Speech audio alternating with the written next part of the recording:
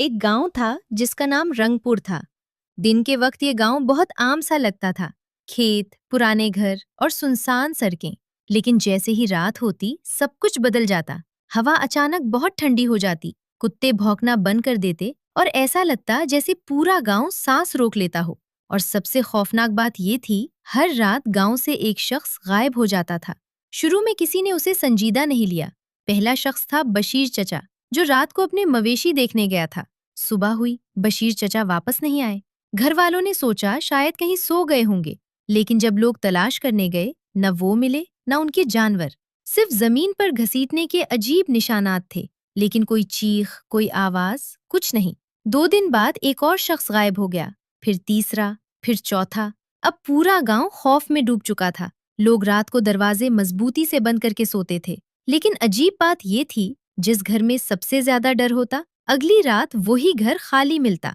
इसी गांव में एक नौजवान रहता था जिसका नाम अय्यान था। अय्यान बहुत जुर्रतमंद और तजस्सुस रखने वाला लड़का था। उसने फैसला किया कि वो इस राज को खुद हल करेगा। उसकी माँ ने उसे रोका, बेटा रात को बाहर मत जाना, ये मामला ठीक नहीं लग रहा। लेकिन अय्यान ने कहा, अम्मी अगर हम खामोश रहे तो हम सब बारी बारी गायब हो जाएंगे। रात के अंधेरे में अय्यान चुपके से घर से निकल गया। चांद आधा था और पूरा गांव मुर्दा सा लग रहा था। हर तरफ खामोशी थी, सिर्फ हवा की सरसराहट। अय्यान के साथ उसका दोस्त साजिद भी था। साजिद डरते हुए बोला, अय्यान मुझे लगता है ये कोई इंसानों वाला मामला नहीं है। अय्यान ने जवाब दिया, पहले हकीकत देखनी होगी, फिर फैसला करेंगे।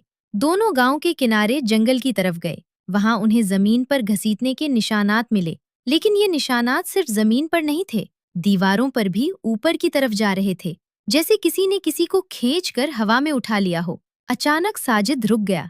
अयान कुछ सुन रहा है?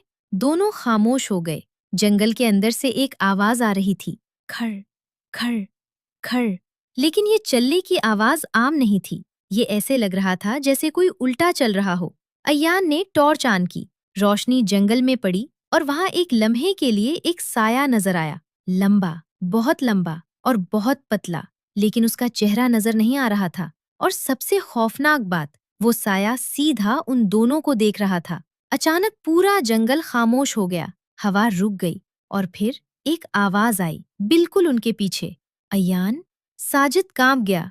ये मेरा नाम कैसे जानता है? अयान ने पीछे मुड़ने की कोशिश की, लेकिन उसके पांव जैसे जमीन में जम गए थे। इसी लम्हे टॉर्च खुद ब खुद बंद हो गई और मुकम्मल अंधेरा छा गया।